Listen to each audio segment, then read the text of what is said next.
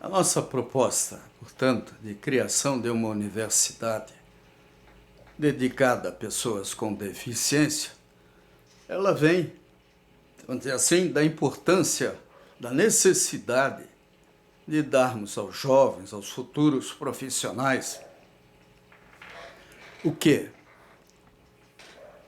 Autonomia, né? A oportunidade de serem felizes, de serem independentes, de terem dignidade sem qualquer visão de caridade ou coisa assim. Então, por que a gente até pensa assim? Porque novas tecnologias poderão propiciar autonomia e compensar limitações. Então isso é algo muito importante e que eu posso falar com tranquilidade. A minha vida profissional foi em áreas estratégicas, em áreas de alta tecnologia. Eu, com 69 anos, eu vivi intensamente todas essas transformações graças às oportunidades profissionais que eu usufruí lá na Copel e em outras universidades, etc.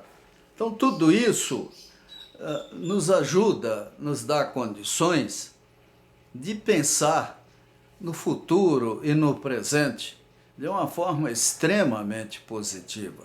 Nós podemos viabilizar centros de pesquisa e desenvolvimento, de educação, de formação profissional, que melhorem as condições de autonomia, de profissionais, de sobrevivência da pessoa com deficiência, dos idosos e idosas, e compensar limitações eventuais. Pretender ser livre e capaz de competir sem restrições é possível, é desejável, tudo dependendo da evolução de nossos centros de pesquisa e desenvolvimento e a adoção de projetos de desenvolvimento de soluções a favor da pessoa com deficiência. Mas no Brasil temos algo que é um pesadelo, é a famosa autonomia universitária.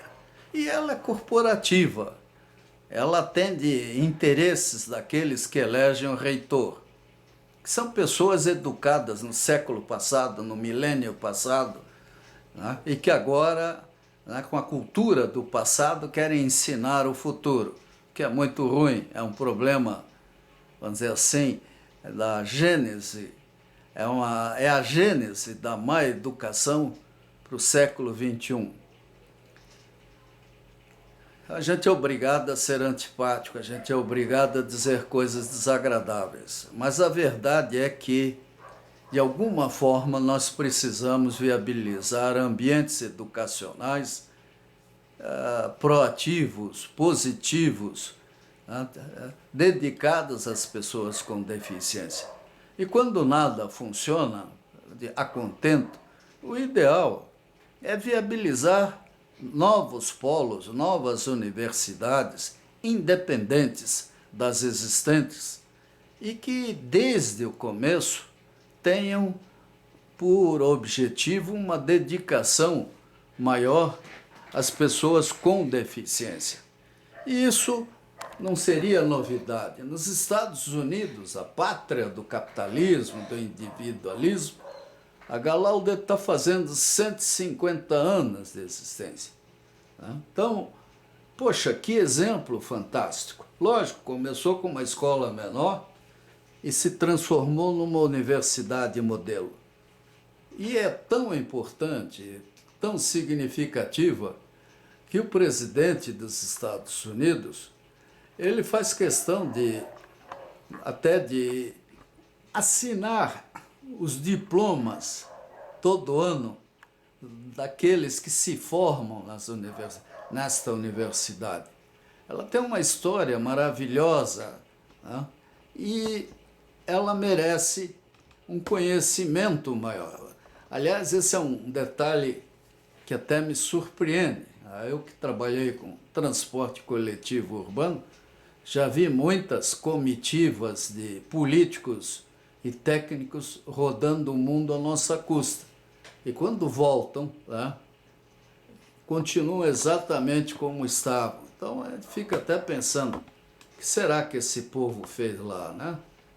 Mas a Gallaudet está aí, ela está no estado de Washington, Distrito Columbia, né? Então lá, está em Washington, vamos falar assim, no Distrito de Colômbia, capital federal dos Estados Unidos, e lá qualquer um visitando os Estados Unidos, pelo menos poderá dar uma passada em frente a essa universidade, ver seu museu, aprender o que é, vamos dizer assim, um centro dedicado à pessoa com deficiência.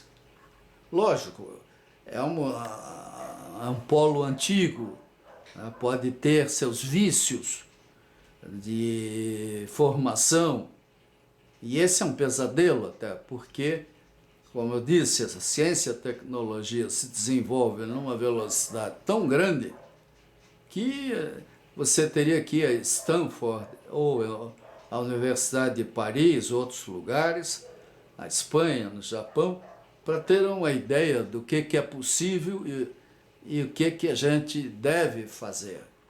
Mas a Gallaudet, ela é uma referência mundial de universidade dedicada à pessoa com deficiência, né?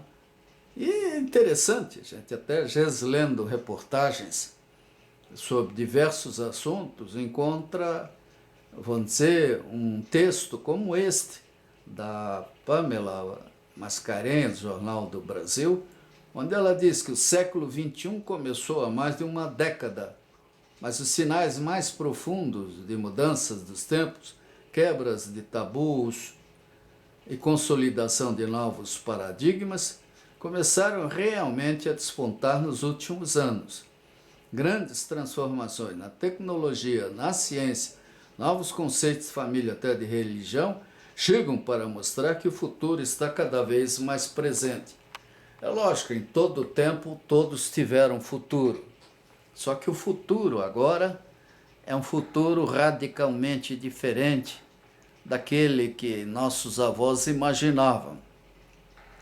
Até lendo livros do século XIX, aí, biografias, histórias do século XIX, início do século XX, e comparando com o que nós podemos hoje pensar e afirmar, fica patente a diferença colossal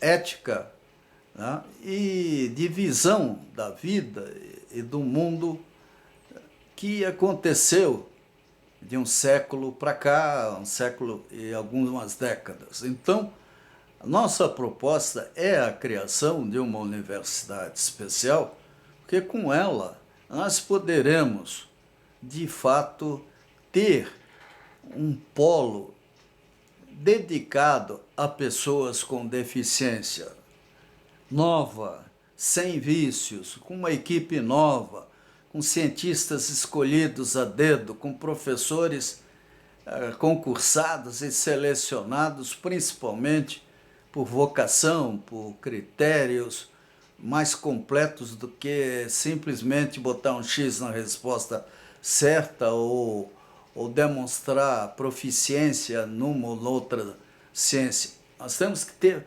vocação, amor, paixão pela pessoa com deficiência, pelos idosos, por aqueles que precisam de todo o potencial da ciência, da tecnologia, para que isso se transforme em produtos e soluções, indústrias, comércio, em teorias e técnicas de urbanismo, de acessibilidade e inclusão. Agora isso é possível, é só querer.